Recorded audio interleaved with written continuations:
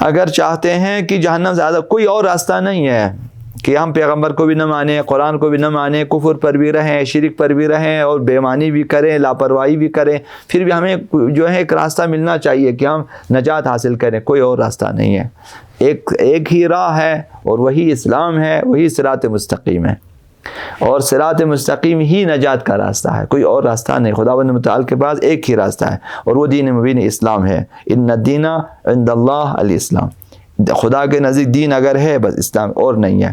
اور جو بھی اسلام سے ہٹ کر کوئی دین بنائے، مذہب بنائے، خداوند قبول نہیں کرتا. بسم اللہ الرحمن الرحیم. تو آتے ہیں سورہ بقرہ کی 24ویں آیت 23ویں آیت آپ نے سن لیا، جس میں خداوند متعال نے تمام بنی نوع انسان کو، جس کو بھی قرآن کے بارے میں شک ہے، چیلنج کیا کہ بھائی اگر شک ہے تو ایک سورہ بنا کے لے آؤ، قصہ ختم، لڑنے جھگڑنے کی کوئی ضرورت نہیں ہے، تم بھی ایک سورہ بنا کے لے آؤ.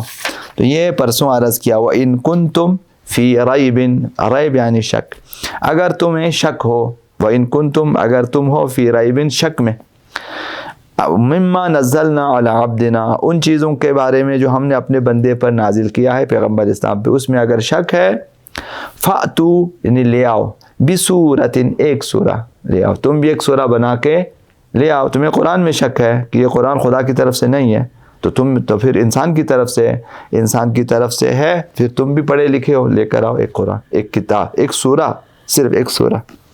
وَادْعُوا شُهَدَاءَكُم مِّن دُونِ اللَّهِ، اور اپنے تمام گواہوں کو بھی بلاؤ جو بھی تمہارے ساتھ ساتھ گواہی دیتے ہیں کہ یہ قرآن آسمانی نہیں ہے، الہی نہیں ہے، ان کو بھی بلاؤ، بلا کے ایک سورہ بناؤ، لے آؤ. ان کنتم صادقین اگر تم سچے ہو. فوراً خداوند متعال نے فرمایا فَإِن لَّمْ تَفْعَلُوا اگر تم نہ کر سکو، نہ لے آ سکے، ایک سورہ بنا کر نہ لا سکے، سورہ کوثر، سورہ توحید، سورہ ناس، سورہ فلق، جو بھی سورہ تم بنانا چاہے ایک سورہ بنا کے لے آؤ، اسی طرح کا ایک سورہ جو قرآن میں ہے، چھوٹا یا بڑا. اور اگر نہ کر سکو، فَإِن لَّمْ تَفْعَلُوا اگر تم جو ہے ایک سورہ نہ لا سکے، وَلَن تَفْعَلُوا فرمایا کہ تم ہرگز نہیں لا سکتے. اگر نہ لا سکے اور خداوند میں کہتا ہوں تم نہیں لا سکتے، پھر فَاتَّقُوا النَّارَ پھر آگ سے ڈرو، الَّتِی وہ آگ، وہ وقودها اس کا ایندھن، وقود ایندھن، وقودها اس کا ایندھن، الناس والحجارہ اس آگ کا ایندھن ناس ہے انسان اور پتھر ہے. جہنم ایسی آگ ہے جو انسان اور پتھر سے مل کر بھڑکتی ہے. اعدت للکافرین جسے ہم نے کافرین کے لیے تیار کیا ہے. تو فرمایا کہ کافر مت بنو، اگر تمہیں شک ہے بنانے کی کوشش کرو. اگر قرآن نہیں بنا سکا، ایک سورہ بھی نہ بنا سکے، پھر جہنم سے ڈرو. پھر اسی قرآن میں جہنم وغیرہ کے بارے میں بیان کی ہے، تو اس سے ڈرو جس کا ایندھن انسان اور پتھر ہوں گے. اعد للکافرین جو کافروں کے لیے تیار کی گئی ہے. اب سورہ انبیاء میں ہم پڑھتے ہیں انکم وما تعبدون من دون اللہ حسب جہنم.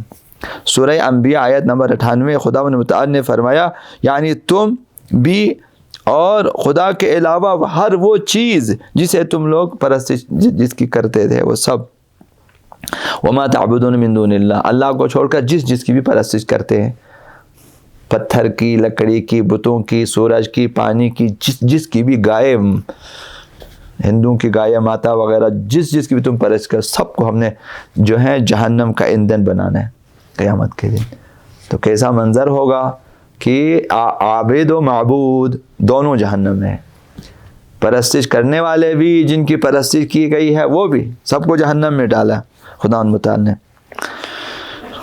انکم تم لوگ، وما تعبدون من دون اللہ اور جنہیں تم اللہ کے علاوہ پوجتے تھے، حسب جہنم جہنم کا جو ہے ایندھن ہوگا. بنابر ان ممکن ہے کہ پتھروں سے مراد وہ بت ہوں جن کی پوجا کی جاتی تھی. وقودها الناس والحجارہ وہ آگ جس کا ایندھن انسان اور پتھر ہے. پتھر یعنی شاید وہی بت جو پہلے تراش کے بناتے تھے، پتھروں کے بڑے بڑے بت ابھی بھی موجود ہیں مختلف شہروں میں، بڑے بڑے بت. افغانستان میں دیکھیں کتنا بڑا بت ہے، تو وہ رکھے ہوتے ہیں. تو شاید وہ مراد ہے، تاکہ ان کو معلوم ہو جائے کہ اپنی آنکھوں سے بھی دیکھ لیں کہ بتوں کے بس میں کوئی کام نہیں ہے، یہ کچھ نہیں کر سکتے. دیکھو خود جہنم میں، اور نہ ہی وہ کچھ کام کر، بل قیامت کے دن ان کی حیثیت تو خود خون آلود چھری کی مانند ہوگی، جو آلہ قتل کے طور مجرم کے ارتکاب جرم کا ایک ثبوت ہوتا ہے.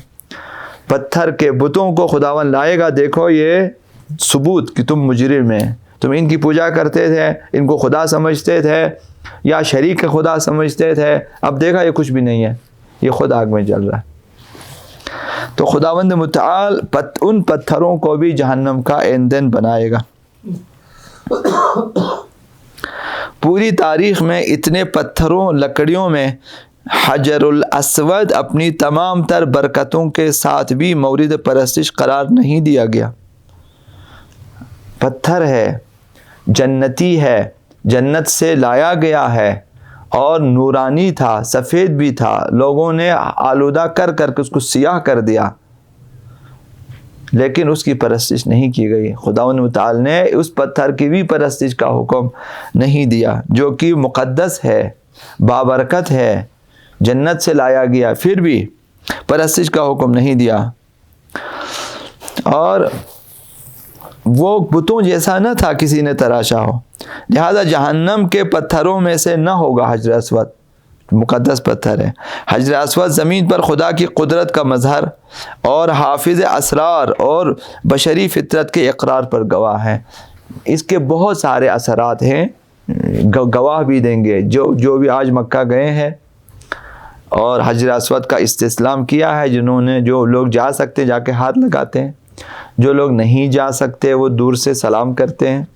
تو ابھی استسلام کے مختلف وہ ہیں، وہاں سے مثلا ایک جگہ ہے کہ وہاں سے جو ہاتھ اٹھا کر پیغمبر کو سلام کرو، السلام علیکم یا رسول اللہ مثلا، یہ استسلام ہے. بعض لوگ کہتے ہیں جا کے ہاتھ لگائیں چومیں، یہ استسلام ہے. حجر اسود ایک مقدس پتھر ہے. بہرحال کبھی بھی ان کی پرستش نہیں ہوئی، اور باقی جن پتھروں کی پرستش ہوئی وہ سب جہنم میں. سوال یہ ہے کہ اس کے باوجود کہ الفاظ انسان کی ایجاد ہیں، الفاظ کو انسان پیدا کرتا ہے، کس طرح ممکن ہے کہ انسان قرآن کی مثل لا سکے؟ کس طرح ممکن نہیں ہے کہ قرآن کی طرح کوئی سورہ کوئی یا کتاب بنا کے لا سکے؟ الفاظ اس انسان کی ایجاد ہے، الفاظ انسان بناتا ہے، عربی، اردو، انگریزی، جو بھی ہے انسانوں نے بنایا یا بولا ہے. کم از کم خدا متعال نے انہی زبانوں میں ہی بات کی ہے جو بشری زبان ہے. اس وقت کی عربی زبان میں خدا متعال نے قرآن پاک کو نازل کیا. تو پھر کیسے ممکن نہیں ہے کہ انسان قرآن کی طرح کوئی کتاب یا کوئی سورہ بنا کر لا سکے؟ تو اس کا جواب یہ ہے کہ الف با کے حروف انسان نے بنائے ہیں. الف با تا سا جو 25 حروف، 30 حروف، مثلا 27 حروف، لیکن اس کی ترکیب کا انداز اور بلند و بالا مفاہیم کا بیان علم و فن کا طلبگار ہے، چونکہ اس کے لیے علم چاہیے، فن چاہیے. قرآن پاک خداوند متعال کے بے پناہ اور لازوال علم و حکمت کی اساس پر نازل ہوا، لیکن دوسری کوئی بھی کتاب چاہے کسی کی بھی ہو انسانی محدود علم کی بنیاد پر ہوگی. لہذا انسان کبھی بھی قرآن جیسی کتاب نہیں لا سکتا. لکڑی عام ہے، ہر جگہ موجود ہے، انسان بھی عام ہے، ترکھان بھی بہت ہیں. تو یہی لکڑیاں جو انسان خود اگاتا ہے، یہی اوزار ترکھان کے انسان خود بناتا ہے. کبھی ایک شخص کوئی ایسا کام کر دیتا ہے انہی اوزار اور انہی لکڑیوں سے کہ دوسرا کوئی بھی نہیں کر سکتا. یہ ہنرمندی اس ہنرمند کے پاس ہے. الفاظ میں نے انسان نے الفاظ تو بنا دیے، اب ترکیب تو نہیں کر سکتے. وہ انسان جس قدر بھی ترتیب دیں الفاظ کو، پھر قرآن کی طرح ترتیب خداوند متعال نے اپنے علم سے اس طرح انہی الفاظوں کو ترتیب دیا کہ بشر ناتوان ہو گیا کہ ایسی کتاب لا سکے یا ایسا سورہ بنا سکے. خداوند متعال نے ترتیب اس طرح سے دی ہے. تو لہٰذا جس کے پاس جس قدر علم ہے، فن ہے، ہنر ہے، وہ اسی حساب سے بنائے گا. تو کبھی کوئی شاہکار بنا دیتا ہے کوئی انسان کہ دوسرا انسان نہیں بنا سکتا. یہ تو انسانوں کی بات ہے. اب تو خدا اور بشر کے مقابلے میں تو بشر ہمیشہ ناتوان، اس لیے قرآن کی مثال نہیں لا سکتا. وہ معانی، وہ مفاہیم، وہ ادبیات اور وہ تمام مطالب جو قرآن نے بیان کی ہیں ایک سورہ میں، کوئی بھی انسان ایسا سورہ نہیں بنا سکتا. تو بہرحال یہاں پہ جو ہے خداوند متعال نے اس لیے فرمایا فَإِن لَمْ تَفْعَلُوا، اگر تم نہ کر سکو، وَلَن تَفْعَلُوا، اور ہرگز نہیں کر سکتے، پھر جہنم سے ڈرو اور خدا کے سامنے سر تسلیم خم کرو. تو اس آیت میں چند پیغامات ہیں. پہلا پیغام یہ ہے کہ اپنے مقصد اور ہدف ہر کامل یقین اور محکم ارادے کے ساتھ اس پر ثابت قدم رہنا قیادت اور پیشوائی کے اہم اصولوں میں سے ایک ہے. خداوند متعال رہبری فرماتا ہے، پیغمبر اسلام راہبر ہیں اس زمین پہ، تو خداوند متعال نے اپنے اصول کو اس طرح سے بیان کیا، اپنے مقصد اور اپنے وعلیکم السلام، تو ثابت قدم رہے. لہٰذا اسی مقصد پر جو ہے خداوند متعال نے چیلنج کیا. اب جب کہ تم اپنے عجز و ناتوانی کا احساس کر لیا، تمام عرب نے، اس زمانے کے مشرکین عرب نے، سب نے اپنی عاجزی کا احساس کر لیا کہ ہم نہیں کر سکتے. لائے ہیں، کوششیں کی ہیں، میٹنگیں ہوئی ہیں، ان کی بنانے کے لیے فرصت دیا ہے کہ بناؤ بھائی، بڑے بڑے ادیبوں کو بلائے انہوں نے، یار تم کچھ کرو، لے کر آتے قرآن کی آیتوں کو دیکھتے، پھر اپنا بنایا ہوا دیکھتے، چھپا لیتے تھے کہ یار اس کے مقابلے میں نہیں لا سکتے. تو خانہ کعبہ کی دیواروں پہ لگائے ہوتے تھے پہلے، جس طرح بھی مثلا ابھی ایران میں ایک کتاب سال ہوتا ہے، ایک بہترین کتاب کو اس سال کی بہترین کتاب قرار دے دیتا ہے. تو ان کے اس زمانے میں عربوں میں یہی تھا کہ سب سے اچھے شاعر کے اشعار کو خانہ کعبہ کی دیوار پہ لگا لیتا تھا کہ یہ مثلا اشعار سال ہے. تو جب خدا متعال نے قرآن کی صورتوں کو لگا دیا ادھر، سورہ کوثر مثلا یا کچھ، تو وہ لوگ شرم سے اپنے اشعار اتار لیتے تھے کہ اس کے مقابلے میں کچھ بھی نہیں ہے، نہیں لگا سکتے تھے. تو بہرحال خداوند متعال نے فرمایا کہ وَلَن تَفْعَلُوا فَاتَّقُوا النَّارَ الَّتِي، تم نہیں کر سکتے ہو، آؤ مسلمان ہو جاؤ، جہنم سے ڈرو. لا ابالی اور کافر انسان پتھر کے مانند ہے، لہذا دونوں کا انجام ایک ہے. کافر جو کہ دلیل کو نہیں مانتا، عقل سے کام نہیں لیتا، چیلنج کو بھی قبول نہیں کرتا، تسلیم بھی نہیں ہوتا، چیلنج کے مقابلہ بھی نہیں کر سکتا، مانتا بھی نہیں ہے، تو یہ پتھر کی مان. لہٰذا ان دونوں کا انجام ایک ہے. خدا نے بتایا تم دونوں جہنم میں، تو پتھر کی طرح ہے. جس طرح پتھر کا مقدر ہے جلنا، جہنم میں تم جلو گے، یہ اسی پتھر. اسی لیے فرمایا کہ تم دونوں جہنم میں جاؤ گے. وقودها الناس والحجارہ، وہ پتھر اور یہ انسان ایک ہی ہے، دونوں جہنم کا ایندھن بنیں گے. گناہ کار شخص کی اندرونی خباثت ہی قیامت کے دن مجسم ہو کر آگ بن جائے گی. تو جب انسان کے اندر خباثت ہے، جب انسان کے اندر انکار ہے، کفر ہے، اور انسان کے اندر بےمانی ہے، لاپرواہی ہے، تو یہ سارے خباثتیں یہ مل کر انسان کو جہنم کا ایندھن بنا دیتے ہیں. وہ مجسم ہو جائے گا، گویا پتھر بن گیا وہ. لہٰذا وہ جو ہے وقودها الناس بن جائے گا، آگ کا ایندھن. لکڑی سخت ہو جائے تو اس کو ایندھن بنا دیتے ہیں. جب خشک ہو جائے، سخت ہو جائے، اس میں جان نہ رہے، کچھ بھی نہ رہے، تو وہ جلنے کا کام آتا ہے.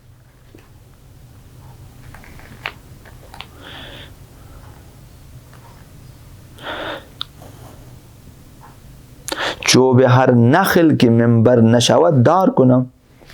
حضرت اقبال نے فرمایا کہ یہ ہے، اگر وہ ممبر نہیں بن سکتا اس کو تختہ دار بنا دیتا ہے. تو اچھی چیز نہیں بن سکتے تو وہ جو بن جاؤ. اسی طرح کوئی اگر کچھ چیز نہیں بن سکتا اس کو جلانے کا کام آتے ہیں.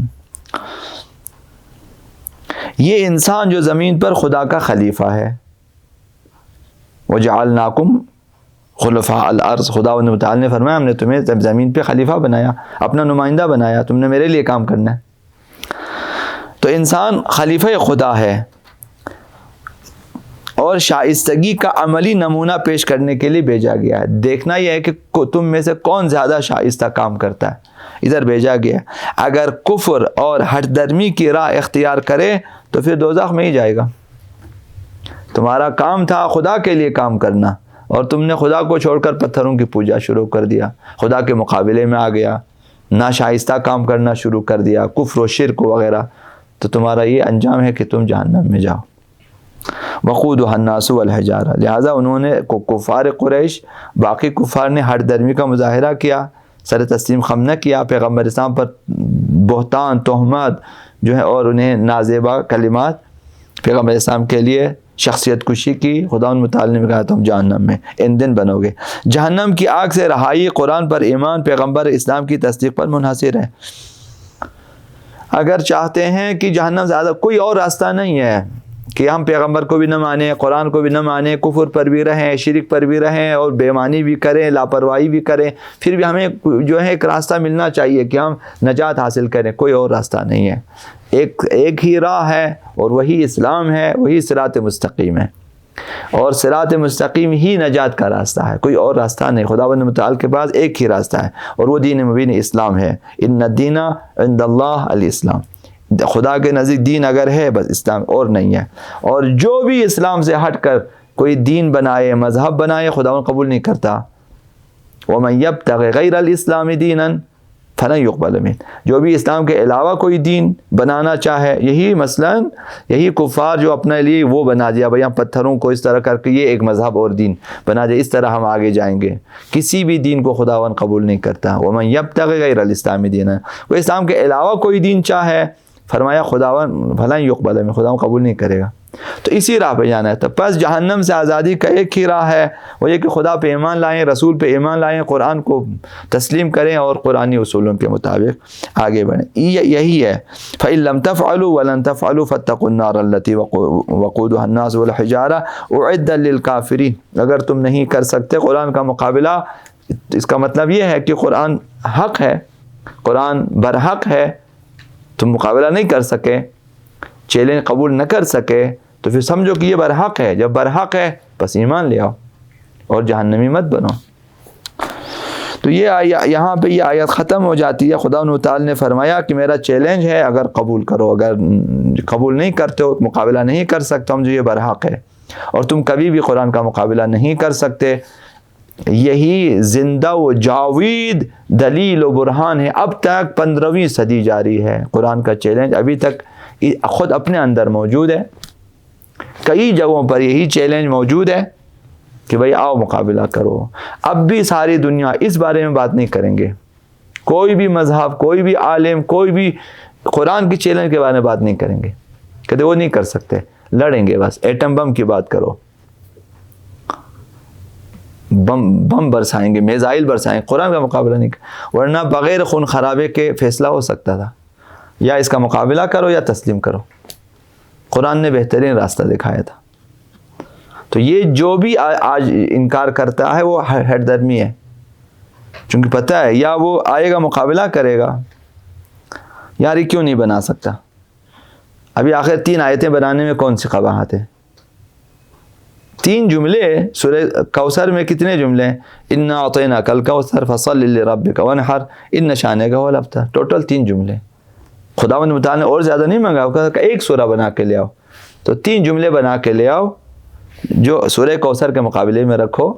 اگر اسی طرح کے مطالب، اسی طرح کی ترتیب، اسی طرح کے انداز میں ہے کہ جو معانی، مطالب، ہدایت اس میں ہے، اسی طرح کے کوئی ہے مطلب، تو لے آؤ، فیصلہ ہو جائے گا کہ بھائی قرآن صحیح نہیں ہے، تم صحیح ہو. اب یہ اتنا چھوٹا سا اور آسان کام نہیں کرتے، اس کی جگہ ہزاروں لوگوں کو قتل کرتے ہیں. پھر بھی ان کی حقانیت ثابت نہیں ہوتی ہے. ان کا ظلم سامنے آ جاتا ہے، بربریت سامنے آ جاتی ہے. اب تک اسلامی تاریخ میں سب سے زیادہ حکومتیں انہوں نے کی ہے جنہوں نے قتل عام کیا.